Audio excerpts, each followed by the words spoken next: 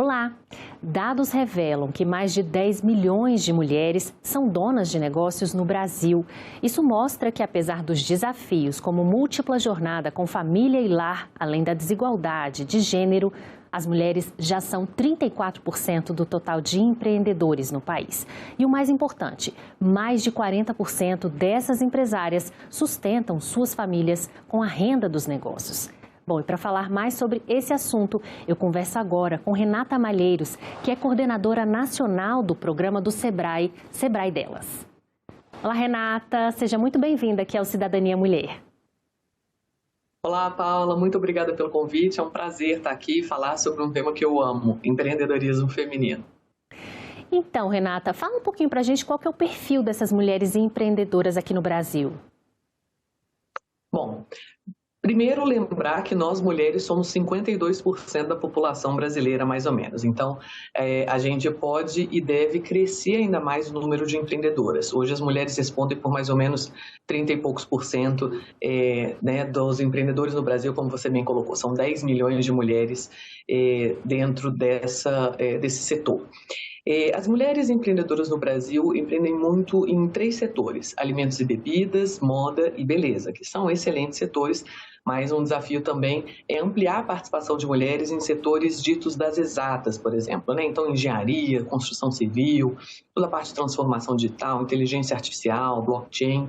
Esse é um desafio interessante que a gente precisa trabalhar bastante nele. Uma outra característica é que as empresas lideradas por mulheres geralmente se concentram no setor de serviços, não só dos serviços, né, como por exemplo de alimentos e bebidas, como restaurantes, serviços de beleza, como cabeleireiro, mas também a gente pode ainda ampliar bastante na parte de indústria, na parte de fabricação de produtos e também na parte de agronegócio. É bom lembrar que as mulheres no Brasil, como você bem colocou, são chefes de famílias, tem cada vez mais aumentado esse número diante das empreendedoras, ou seja, aquelas que são responsáveis pela maior parte ou talvez a totalidade da renda da família. Então, quando uma mulher é empreendedora e ganha seu dinheiro, ela acaba ajudando os filhos, ajudando a comunidade, comprando do mercadinho do bairro, comprando ali dos fornecedores do bairro e gerando dinamicidade na economia local.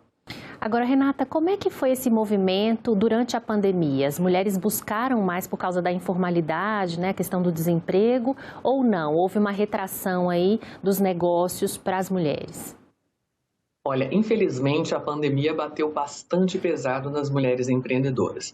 Segundo as nossas pesquisas, nós tivemos 1 milhão a mais de empresas lideradas por mulheres fechadas do que empresas lideradas por homens. Não é tão difícil de imaginar o porquê. A gente sabe que, por motivos culturais, as mulheres acabam sendo sobrecarregadas com as tarefas de cuidados com a casa, com os filhos, com os idosos. E na pandemia, as crianças estavam fora de sala de aula e os idosos e as outras pessoas também precisando ainda de mais cuidados. Outro motivo também que a gente teve tanto fechamento de empresas lideradas por mulheres no período da pandemia foi porque as mulheres acabam empreendendo muito no setor de serviços, que também foi um dos mais impactados. Então, a grande verdade é que tivemos um fechamento muito alto, mas também a gente vê aí uma recuperação das empresas lideradas por mulheres. Essa é a boa notícia, mas a gente precisa também avançar muito nas questões das barreiras culturais ou invisíveis que se colocam às mulheres. Essas barreiras são preconceitos, são o que a gente chama de vieses inconscientes ou crenças limitantes. Sabe aquelas coisas que a gente escuta desde a infância? Isso não é coisa de menina, isso não é profissão de mulher, isso não é jeito de menina falar. Essas coisas acabam sendo introjetadas na nossa cabeça de maneira inconsciente e acabam influenciando as nossas escolhas e comportamentos quando adultas. A boa notícia é que a gente consegue mudar por meio de redes, por meio de capacitação, por meio de tomada de consciência. E aí que a gente entra, como é que o Sebrae, nessa parte de capacitação, que ainda é um grande desafio para as mulheres, você colocou aí a questão da tecnologia, da inteligência artificial, ainda são entraves tanto para homens quanto para mulheres, mas a questão da capacitação ainda é um desafio. Como é que o Sebrae entra nessa questão, ajudando essas mulheres a conseguirem fazer cursos, trabalhar também com a questão da gestão das finanças dessas empresas? Bom, com relação à capacitação, a pergunta é: o que justifica ter um programa voltado para mulheres empreendedoras? Não é difícil para todo mundo, homens e mulheres, empreender? E olha, essa é uma excelente pergunta porque é um convite para a realidade, para a gente olhar para a nossa situação. E a grande verdade é que sim, é difícil para todo mundo empreender, mas a sociedade, a cultura coloca desafios adicionais às mulheres. E esses desafios são culturais. Todo mundo precisa saber de competências técnicas na hora de gerir um negócio, ou seja, planejamento, finanças, marketing, qual é o preço, quais são seus custos fixos, variáveis, quais são os impostos. Mas tudo isso um bom curso ou consultoria do Sebrae certamente te resolve. Agora, só ser bom na parte técnica não faz de ninguém um bom empresário ou empresária. A gente precisa ser bom num outro conjunto de competências também, que são as competências socioemocionais. Aqui eu estou falando de liderança, autoconfiança, relacionamento, o tal do networking, falar em público sem ficar com vergonha, negociação, persuasão. E é aqui que a cultura costuma colocar desafios adicionais. Por exemplo, quando uma empresária chama um homem empresário para um almoço de negócios ou um café, muitas vezes a gente fica desconfortável, será que ele está achando que é um date? Ixi, mas meu marido é ciumento. Ou então, quando a gente precisa viajar negócio, o filho está doente. Não, está com um adulto, está cuidado, mas que tipo de mãe eu sou que eu viajo negócio deixando meu filho doente? Ou então, quando precisa fazer um pitch na frente de uma banca de investidores, a gente fala com convicção ou se sente um pouco acanhada na hora de falar. Tudo isso são as competências socioemocionais. E o Sebrae atua tanto nas técnicas quanto nas socioemocionais, com consultorias, com mentorias, com palestras e principalmente com a rede de mulheres. Quando as mulheres empreendedoras se organizam em rede, a gente consegue, primeiro, avançar na tomada de consciência dessas questões culturais, dessas barreiras, dessas crenças limitantes que são colocadas no nosso cérebro lá na infância de maneira inconsciente, a gente consegue fazer mais negócios e avançar no empreendedorismo. Renata, você falou de barreiras tanto técnicas quanto a questão emocional, cultural. Você acha que no plano nacional e também de políticas públicas, o que se espera do poder público para poder melhorar a questão da flexibilidade com jornada de trabalho também? Na sua avaliação, o que o poder público poderia contribuir para que essas mulheres se sentissem mais à vontade no ambiente de trabalho, de negócios? Políticas públicas são essenciais para, de fato, tirar essas barreiras adicionais que são colocadas às mulheres. A gente sabe que, por motivos culturais, a sobrecarga de trabalho doméstico ainda tira muito tempo da mulher que ela poderia estar utilizando, gerindo a sua empresa. E eu costumo brincar, né? Se todo mundo na casa se beneficia de uma comida bem feita, dos filhos bem criados, da casa limpa, será que é justo que isso recaia de maneira tão sobrecarregante na mulher? Porque aí o preço são os sonhos dessa mulher e muitas vezes a saúde mental. Então, a primeira coisa que as políticas públicas podem ajudar é na questão de creche, na questão de escolas, na questão de transporte público, para que a mulher tenha tempo também para poder se dedicar aos seus sonhos profissionais. Além disso, jornadas mais flexíveis, tudo que a gente possa ter mais flexibilidade e também tire essa sobrecarga de trabalho da mulher, porque muitas vezes, quando a gente fala, os companheiros têm que dividir as tarefas, muitas vezes são mães solos, então você precisa de fato de políticas públicas que desonerem essa sobrecarga de trabalhos de cuidados, ou seja, também questões de hospitais, porque toda a parte de cuidados, idosos, crianças, com a casa, a parte de transporte, tudo isso acaba influenciando no tempo que a mulher se dedica. É importante dizer que as pesquisas do Sebrae descobriram que as mulheres empreendedoras se dedicam 17% menos horas aos seus negócios do que os homens empreendedores. O IBGE nos mostra que as mulheres se dedicam o dobro de horas a tarefas domésticas do que os homens. E, no final das contas, o dia tem 24 horas para todo mundo, o que importa é o que a gente faz com essas 24 horas. Ainda é um caminho longo a trilhar, né? Porque tem a questão da família, a questão da vaidade, de você se apresentar perante o público, que é diferente entre homem e mulher. A mulher tem muito mais questões para se preocupar com a beleza, com a imagem pessoal. E aí são questões que a gente ainda tem que trabalhar muito na nossa sociedade. Agora, você que observa muito a evolução de empresas de mulheres e homens pelo Sebrae, na sua avaliação, quais são os principais pilares que uma boa empresa tem que ter para poder trilhar esse caminho do sucesso nos negócios? Olha, Paula, o primeiro ponto é o planejamento. E muitas vezes na nossa cultura brasileira a gente acaba sendo muito fazedor, né? Já vai fazendo e na hora a gente vê. Então, é super importante se planejar. Muitas vezes no Brasil a gente tem uma carga muito alta de empreendedorismo por necessidade, claro, pela situação do país. Ou seja, a pessoa não tem nenhuma outra forma de ganhar dinheiro a não ser empreendendo. O empreendedorismo por necessidade acaba sendo um empreendedorismo mais precário. A pessoa não se organiza, não planeja, não avalia ali o mercado, o setor. A gente gosta sempre de fomentar cada vez mais o empreendedorismo por oportunidade, onde a pessoa vê uma oportunidade de negócios, estuda aquele mercado, eventualmente chama alguém para ser parceiro, para ser sócio ou sócia, verifica o que os clientes querem, quais são as tendências, e o Sebrae está aqui para ajudar todas as pessoas que querem empreender, e aí aqui eu falo muito das mulheres, né, pelo programa Sebrae delas, porque precisa planejar. Não adianta querer empreender se você não se planeja. O segundo ponto é organizar bastante organizado a parte de finanças. Um dos erros mais comuns entre empreendedores é misturar as finanças pessoais com as finanças da empresa. Isso não pode acontecer, né? O dinheiro da empresa é o dinheiro da empresa, o dinheiro das pessoas são o dinheiro das pessoas. Outra parte é se preocupar com o relacionamento com o cliente, escutar o cliente. Muitas vezes a gente acaba não escutando os desejos dos nossos clientes e acaba perdendo o mercado. Então, a importância de se planejar, a importância de cuidar das finanças e a importância de escutar os clientes. E quando a gente fala de empreendedorismo feminino, ainda existem as tais barreiras adicionais, ou seja, ter bastante autoconfiança na hora de falar, ter também autoconfiança na hora de fazer rede de relacionamentos, se ajudar entre mulheres, né? Então fazer negócios entre mulheres, pedir para uma amiga, apresentar para aquela pessoa que você quer fazer alguma parceria comercial, ou que pode ser um fornecedor, uma fornecedora, conversar sobre as questões que muitas vezes nos assolam.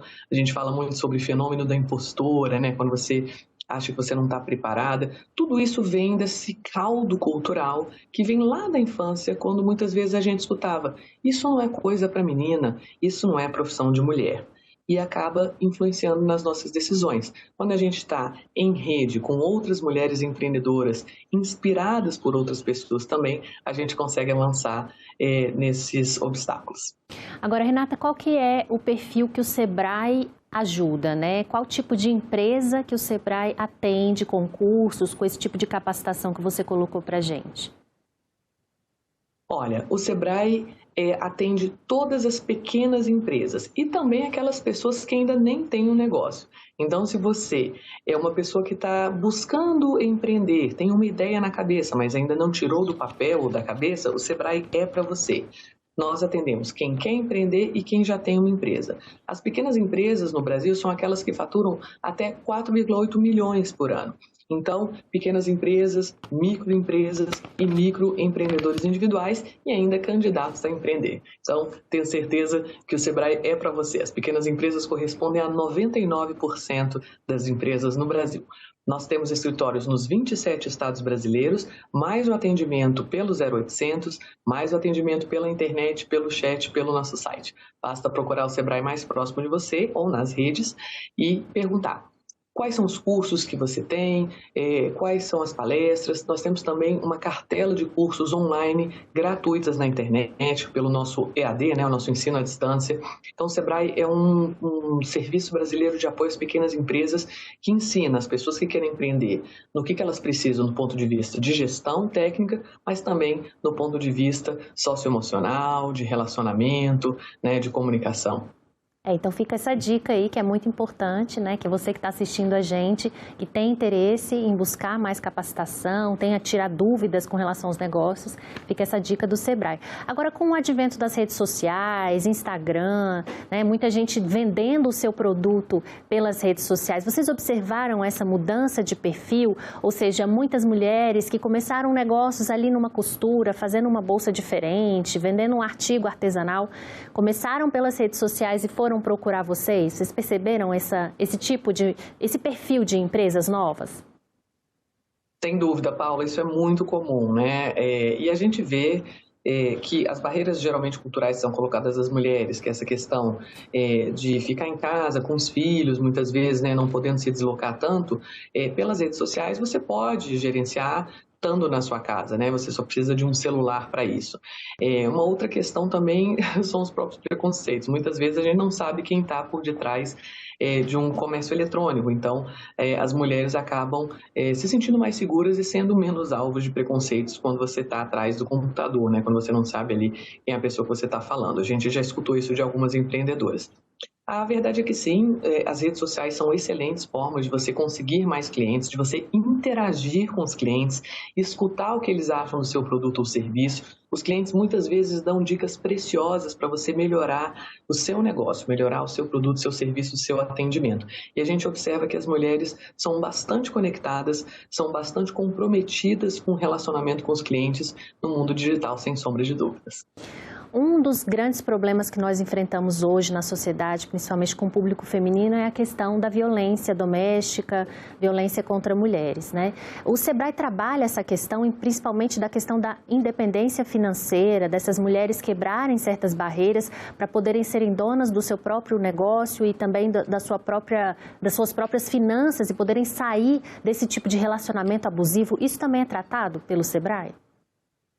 De certa maneira, sim, Paula, porque a gente sabe que quando uma pessoa, uma mulher está num relacionamento abusivo, num relacionamento tóxico, é claro que são muitos elementos, né, a serem considerados, mas se uma mulher é dona do seu dinheiro, ela tem mais chances de sair daquele relacionamento. Mas quando você não é dona do seu dinheiro, você vai para onde?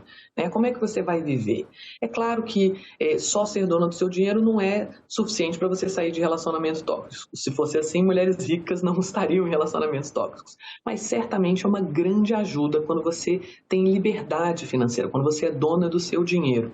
Então, o Sebrae, por meio do empreendedorismo, a gente ajuda essas mulheres a conseguirem sua independência financeira. O empreendedorismo é talvez a forma mais rápida e mais efetiva de conseguir seu dinheiro, porque você não precisa ali de vários anos de estudo, como, por exemplo, né, fazer uma faculdade, 5 anos, depois estágio, etc. No empreendedorismo, você consegue, de maneira mais rápida, entrar no mercado de trabalho, vender, fazer seu dinheiro, inovar.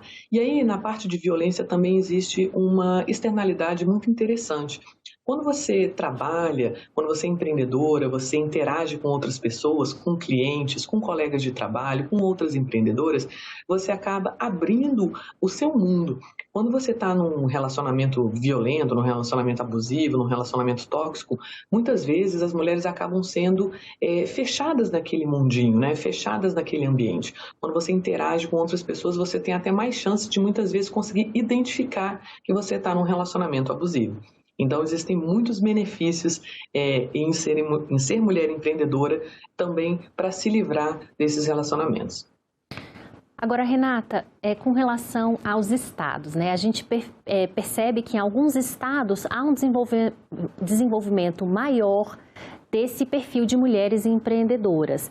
Por exemplo, o Maranhão tem se destacado, é o 5º estado com mais mulheres empreendedoras. Fala pra gente um pouquinho sobre essa diferença entre os estados. Na sua avaliação, existem mais incentivos? As mulheres em certos estados têm mais liberdade? Estão mais à procura desse tipo de emprego?